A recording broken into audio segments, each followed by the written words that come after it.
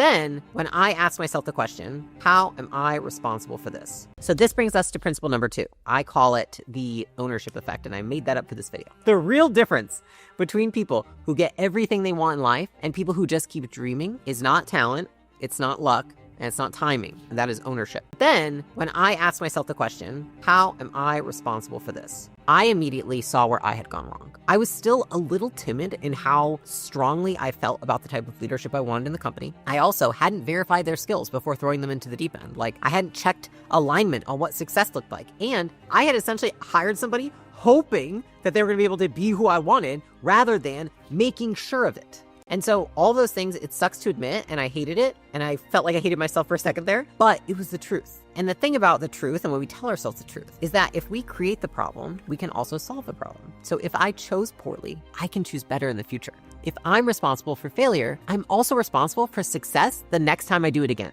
So if you want to recover from setbacks faster, what can you do? You can take responsibility. People who recover from setbacks faster and stronger are the ones who believe that they are the ones who created the setback. If you think the world happens because of you, you will feel unstoppable. And in that situation that I had, making that bad hire, what it showed me is that every failure, it's just data. What do I need to do next? What do I need to fix? What can I do better? I genuinely do not fear failure anymore. I don't even use the word failure, which is kind of funny making this video. Like, you may hear that word and be like, I relate to that. Like, I don't use that word. I did something wrong. I made a mistake. But like, at the end of the day, I'm learning.